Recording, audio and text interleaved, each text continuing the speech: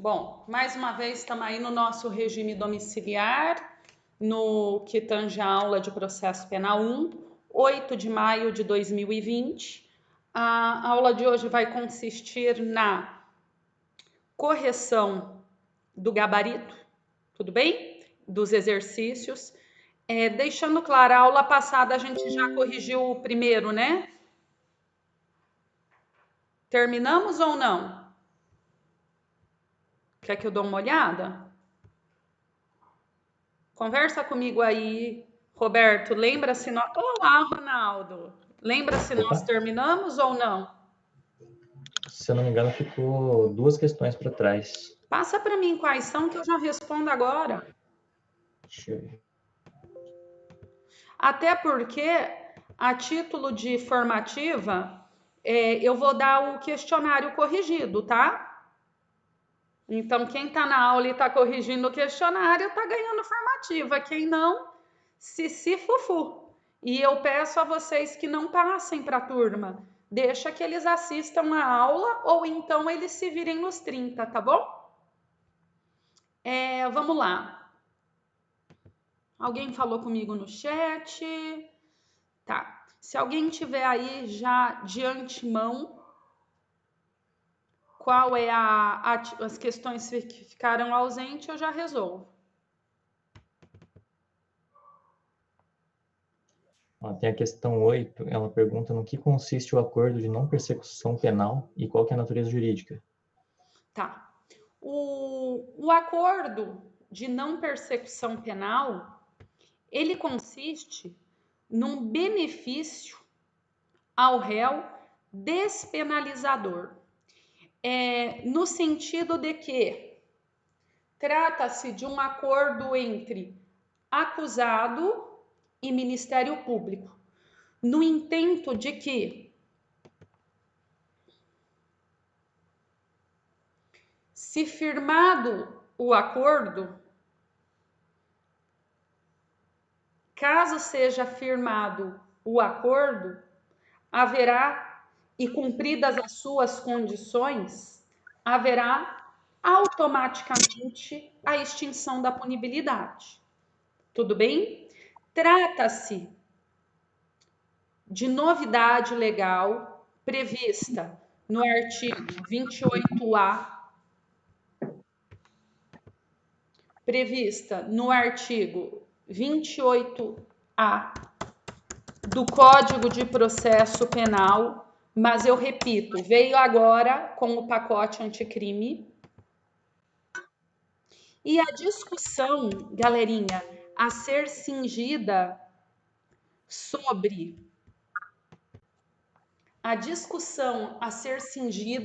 o assunto João Pedro. João Pedro, põe teu vídeo. Essa tua foto parece que você tá olhando pra gente sem piscar. Meu amigo, me deu até revertério. Verdade, fica assim, ó. Não põe outra foto, mas essa tava me angustiando, me perdoe. Mas fica aí, vamos conversar, fica aí. Vamos lá. Então, esse acordo de não persecução penal, ele veio para nós com a Lei 13.964 de 2019. Quem está aqui, ó, Maria Eduarda, eu vou te pôr no mudo. Tava dando interferência, eu te pus no mudo. Veio com a Lei 13.964 de 2019 no pacote anticrime e é uma clara visão trazida do direito norte-americano, por que não dizer aí uma das consequências da Lava Jato, certo? Em que é feito aí essa proposta de acordo pelo Ministério Público mediante cumprimento de requisitos. O réu tem que preencher os requisitos, aceitando, ele vai cumprir as condições e haverá a extinção da punibilidade. A discussão a ser cingida sobre o tema, para mim, é uma só e é evidente. Qual é ela, Natália? É simples. É uma norma de cunho processual ou de cunho processual material, certo? Por quê? Vocês já tiveram a principiologia no começo. Se for uma norma de cunho meramente processual, ela vai ter aplicação imediata, daqui para frente, mas não vai ser aplicada e incidida se passou o momento do acordo. Ela não vai retroagir. Todavia, se você entender que ela é uma norma de cunho processual material, ela vai poder ser aplicada em processos em andamento imediatamente, certo? Fica aí a discussão sobre o tema. Óbvio, nós ainda temos doutrinadores que estão falando sobre o assunto. Nós não temos ainda posições sedimentadas nos tribunais superiores sobre o assunto. Para mim, Natália Karolensky, é evidente que se trata de uma norma processual de cunho material. Por quê? Porque ela diz respeito à extinção da punibilidade. E extinção da punibilidade, por qualquer razão, seja ela as previstas no artigo 107 do Código Penal, ou extinções anômalas da punibilidade, por qualquer outra causa, diz respeito a direito de punir. Direito de punir, para mim, atinge ius libertatis, o direito de liberdade do agente. Mas saibam, pode ser, a questão é muito controversa, pode ser que eu reste superada sobre o assunto, tudo bem? Inclusive por causa de decisões de cunho político-criminal, de política criminal. Mas vale a pena aí, e o que eu gostaria do aluno, nesse momento, é que ele discutisse essa principiologia, discutisse a natureza jurídica da norma, verificando se tiver um resquício material, vai retroagir. Pode ser que o processo esteja em fase de sentença e mesmo assim vai ter que parar tudo e oferecer a benesse. Pode ser? Entenderam? Pode ser que o processo esteja em fase de sentença. Mesmo assim, ela deverá ter aplicação imediata porque é mais benéfica ao réu. Se você entender que a natureza é processual de cunho material. E ao meu ver, que me perdoem, mas é muito evidente que porque versa sobre extinção da punibilidade, não tem como não ser. Mas eu repito, quando saiu ali a suspensão condicional do processo, teve posições contrárias em matérias semelhantes. Portanto, vale a pena fazer uma pesquisa sobre o assunto, o qual ainda não está sedimentado, havendo dualidade sobre o tema. Tudo bem? Ótimo. Vamos para a questão 9? Tá, galerinha. E aí, novamente, a gente tem que conversar. Quais são os requisitos e as condições? Aí, gente, coisas que eu até tô gostando da aula virtual. Gente, os cachorros estão pegando fogo hoje.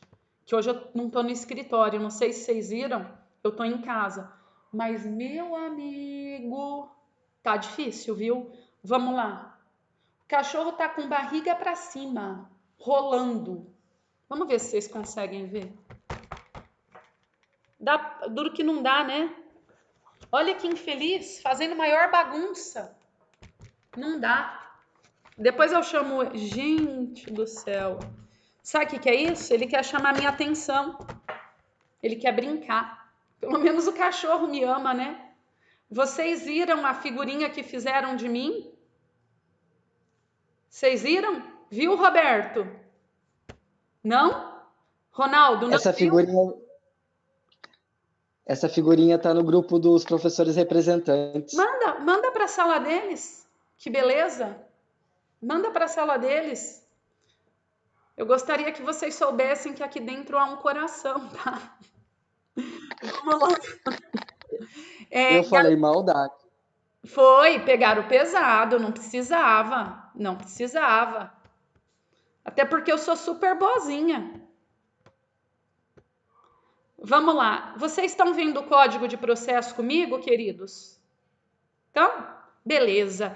Gente, não sendo caso de arquivamento do inquérito policial, ou seja, havendo justa causa para oferecimento da denúncia, olha, e tendo investigado confessado, aqui está a diferença do acordo de não persecução penal para outros benefícios despenalizadores, tais quais aqueles dispostos na Lei 9.099, que é a composição civil, que é a transação penal, que é a suspensão condicional do processo.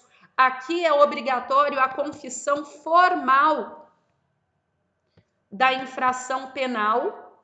Primeiro requisito, confissão formal.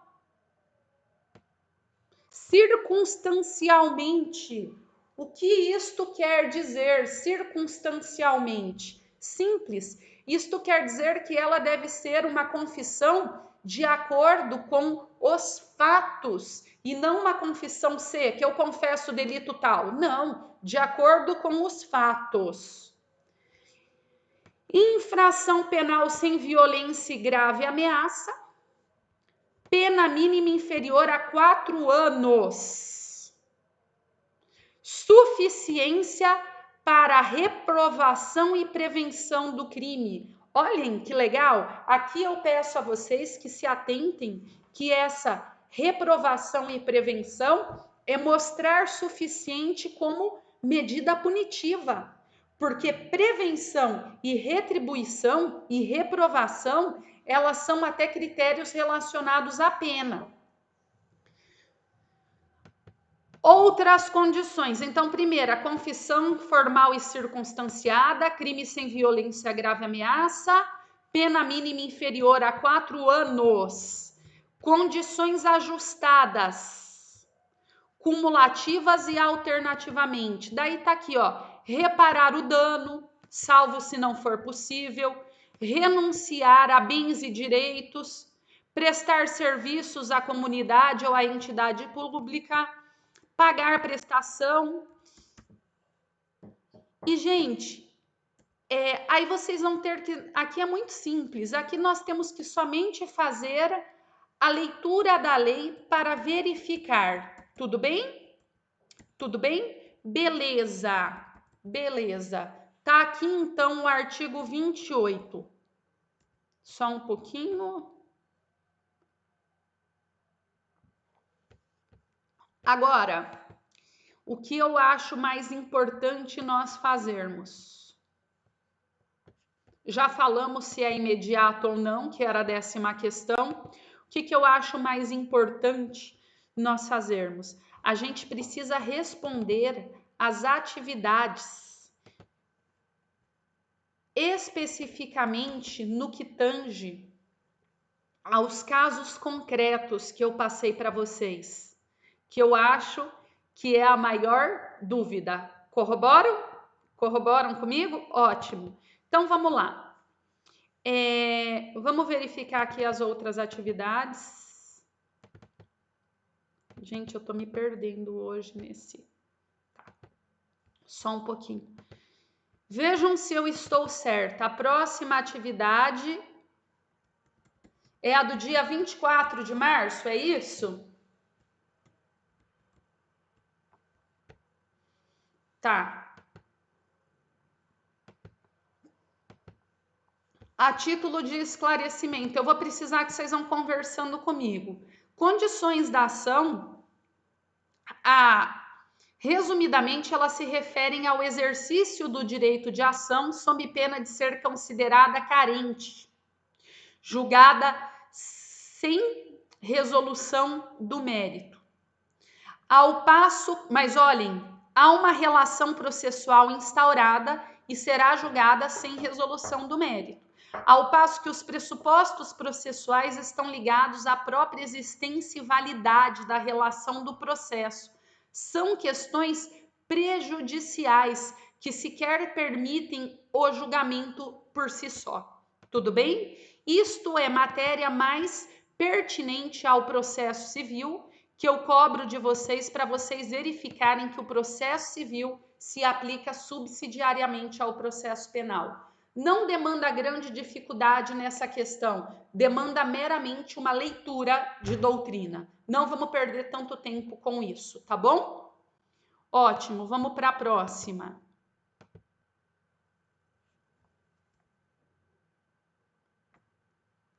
A próxima qual que era? Condições de procedibilidade. Condições de procedibilidade são nada mais, nada menos do que condições específicas de determinadas ações penais. Elas são específicas àquela determinada modalidade de ação penal, aplicando-se exclusivamente para ela. É exceção e demanda ser prevista de forma expressa. Exemplo mais comum é a representação da vítima. Pois bem, saibam, se não houver nenhuma previsão expressa, vai ser considerada apenas as 4 condições básicas, tá bom?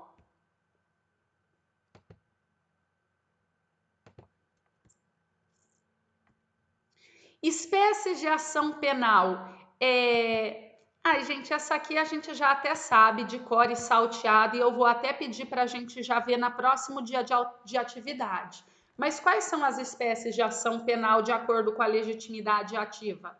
Depende de quem irá intentar a ação penal. Ela poderá ser pública ou privada. Lembrando que... Oi, Jonathan, bom te ver, meu amigo. Pública ou privada. Lembrando que a pública ainda tem a pública condicionada à representação ou requisição do ministro da Justiça, e a privada possui diversas espécies, tal como propriamente privada, a privada subsidiária da pública ou ainda a personalíssima. Repito, depende do legitimado ativo da ação penal. Quem irá intentá-la? Beleza? Ótimo, vamos para a próxima.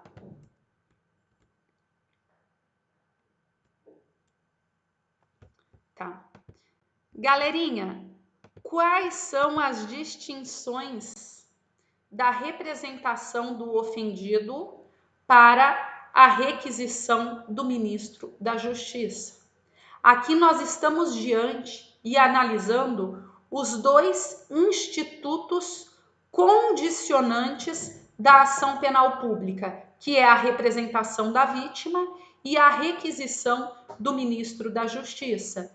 E, meus amigos, a diferença é que a representação da vítima é nada mais, nada menos do que um ato discricionário daquele que é ofendido, daquele que sofre a ação penal, da vítima propriamente dita.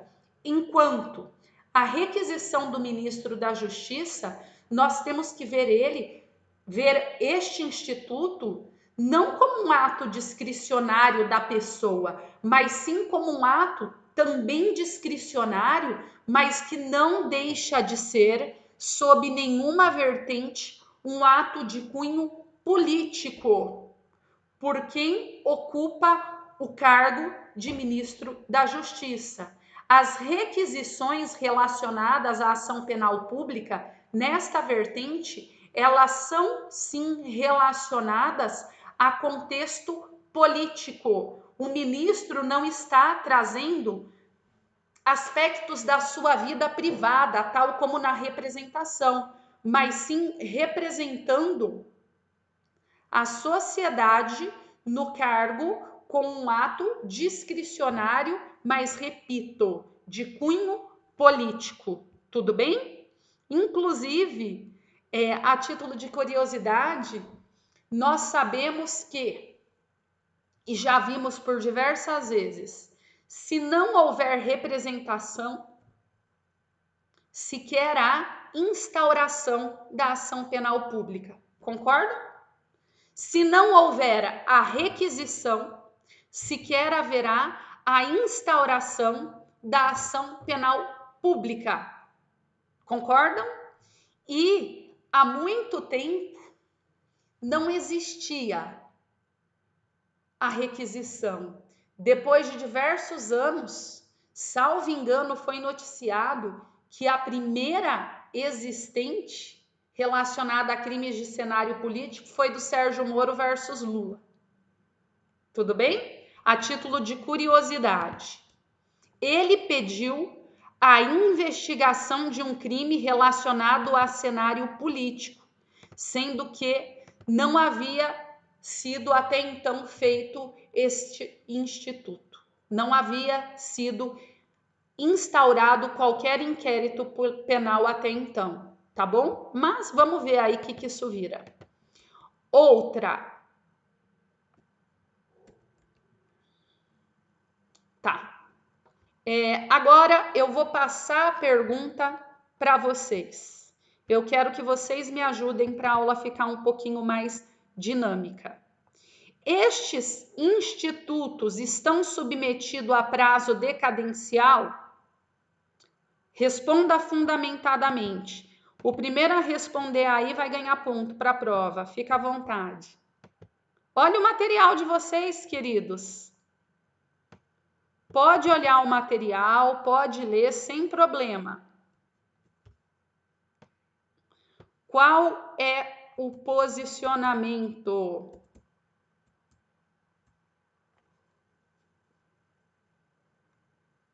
Eu vou esperar.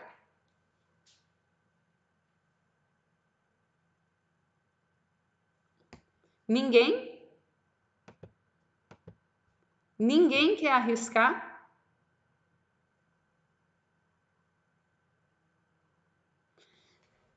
Gente, me causa até um pouco de receio ninguém arriscar, porque isso está no Código de Processo Penal. Basta a leitura do Código de Processo Penal para fazer essa resposta. Não?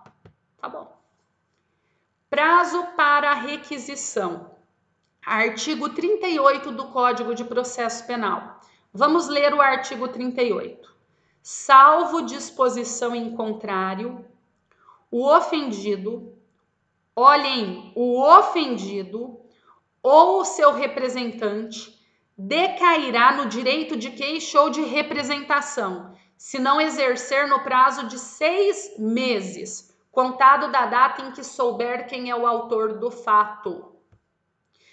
A interpretação majoritária sobre o feito é que o artigo 38 trouxe para a ação penal privada e para a pública condicionada à representação o prazo decadencial. Mas o artigo 38 em nada elencou a requisição do ministro da Justiça a prazo decadencial, porquanto não é submetida a prazo decadencial, ficando meramente à mercê da prescrição. Olhem a diferença. A representação do ofendido, da vítima, está submetida a prazo decadencial, 6 meses. Todavia, o outro instituto condicionante, Jonathan, que é a requisição do ministro da Justiça, não veio aludido no artigo 38.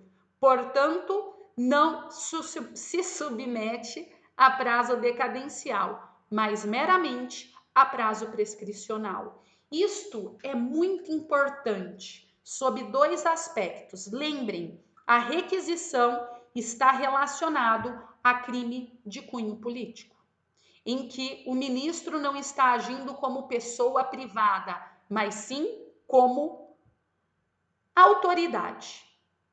Olhem que interessante, é muito legal porque, permite que seja um ato meramente refletido.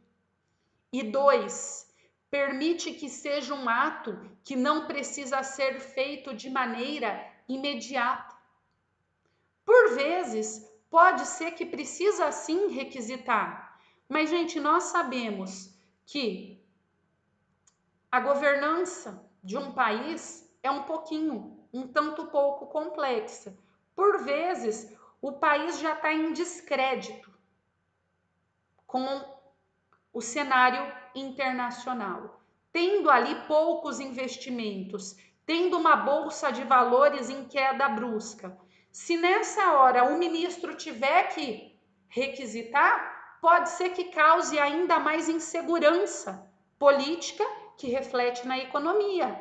Então, eu considero adequado não haver o prazo decadencial. Outro fundamento que eu trago para vocês. Também considero que agiu bem o legislador sobre outro viés. Nós sabemos que este cargo é de indicação. Então, submetendo unicamente a prazo prescricional, pode ser que quem indicou, olhem que interessante, a pessoa que indicou. Peraí, Roberto, meu áudio não funciona. Você não tem áudio? Se você quiser trazer aí, fazer respostas, ergue a mão que a gente dá um jeito, nem que você me mande por WhatsApp, tá bom? Mas não vai deixar de ganhar o ponto. O Jonathan, quá, quá, quá, quá, quá. É isto? Tá dando risada do amigo que não tem microfone? Não? É outra coisa? Beleza. Olhem que interessante. Tá? Vocês receberam a minha figurinha?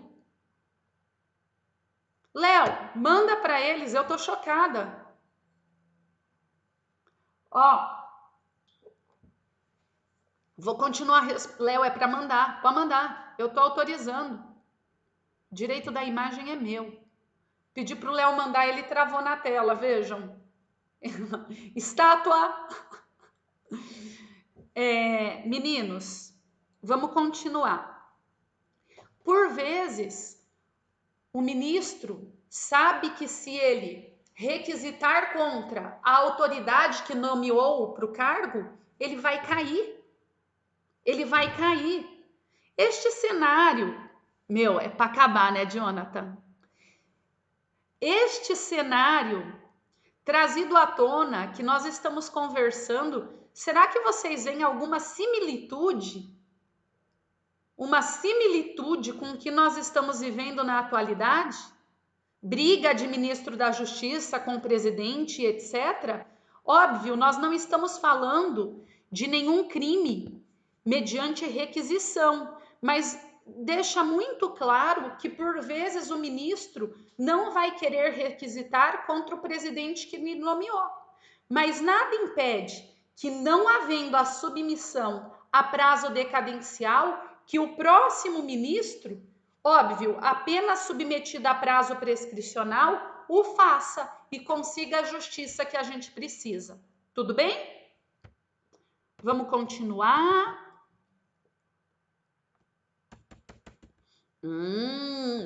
Por fim, responda se cada um destes institutos admitem retratação. Estes institutos admitem retratação? A retratação da representação, ela está trazida expressamente no Código de Processo Penal, artigo 25. A representação, vamos lá. A representação, o instituto condicionante da representação é retratável até o oferecimento da denúncia. Cabe retratação até o oferecimento da denúncia. Lembrando, e o que cai no teu concurso público é o artigo 16 da Maria da Penha, que fala que especificamente no rito especial da Maria da Penha é até o recebimento da denúncia. Tudo bem? Não vão errar, não vão errar. É essa pegadinha que eles fazem, manjada por nós, tá bom? Como regra, é cabível retratação? Sim, até o oferecimento da denúncia. Mas, excepcionalmente, nós temos a Lei Maria da Penha, 11.340 de 2006, que vai um pouco além, até o recebimento da denúncia. Tudo bem? Ótimo. Alguma dúvida? Não? Até lembrando vocês, é possível retratação múltiplas? Represento retrato, represento retrato, represento retrato. Aquela indecisão, há quem diga que não, porque não seria o processo penal lugar para a casa da mãe Joana. E a retratação, agora falando em sentido técnico para vocês, tal como, salvo engano, Luiz Flávio Gomes, ocuparia uma natureza de verdadeira renúncia. Uma vez retratada a representação, já era. Mas não é o que prevalece. Doutrina majoritária entende que retratação não é renúncia. Não tem natureza jurídica de renúncia.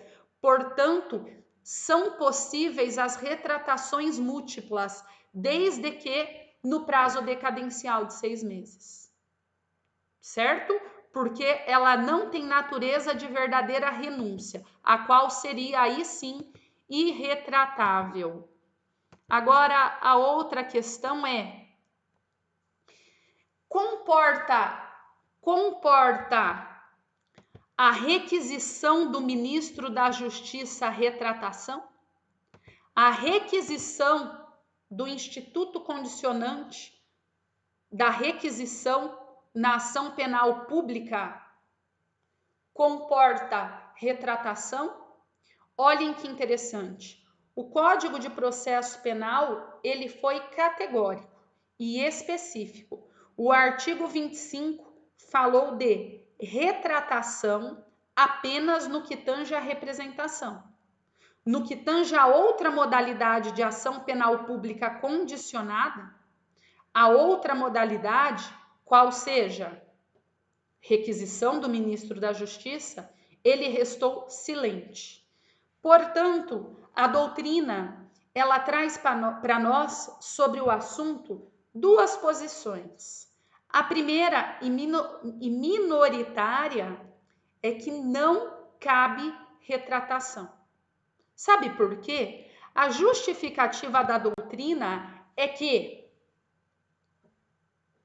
não comporta retratação, porque o código nada falou sobre o assunto, ele foi omisso, e seria esta então a sua intenção, porque ele foi omisso em relação à requisição, somente admitindo a possibilidade de retratação no que tange à representação, mas também para não comprometer a imagem do ministro da Justiça, porque tendo ele a possibilidade de refletir muito sobre o assunto, já que não está submetido a prazo decadencial, ele tem tempo suficiente para refletir sobre o assunto. Afinal, ele não está submetido ao prazo decadencial de 6 meses. Logo, como é um ato refletido e com tempo suficiente para tal reflexão, comprometeria a credibilidade do país, especificamente no que tange ao Ministério da Justiça. Majoritariamente entende-se que caberia, sim, a retratação. E neste sentido, olha que legal o posicionamento. Eu tenho que me render a ele. Em que pese o minoritário e anterior seja sedutor, O segundo, a gente tem que se render. Porque você não vai olhar sob o prisma do ministro da Justiça. Você vai olhar sob o prisma do réu. E é possível, então, a interpretação de que é cabível a retratação da requisição, não vendo a sociedade, a credibilidade do país, mas especificamente verificando aí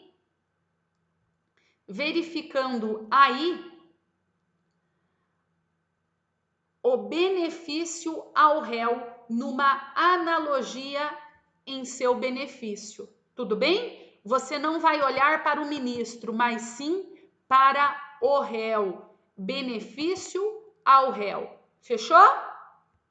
Ótimo. Terminamos então esta atividade ou é impressão minha? Ah, ainda temos mais uma, né?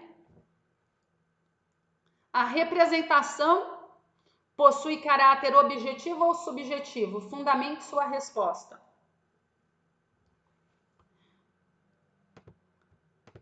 Como todo processo penal, e ainda trazendo à mesa agora a matéria que nós estamos olhando, a persecução penal, em fase extrajudicial, eu assevero por mais uma vez, a persecução criminal é perseguir fatos delitivos, condutas delitivas e não pessoas. Nesta toada, você representa o fato e jamais a pessoa. Tudo bem? Você vai representar meramente o fato, jamais a pessoa. Portanto, a representação, entendimento majoritário, para quase se dizer unânime, ela é objetiva, relacionada ao fato. Assim sendo, se eu representar um fato, vai cair. Já a gente volta. Eu já mando para o Léo, tá bom, Léo? Fechou.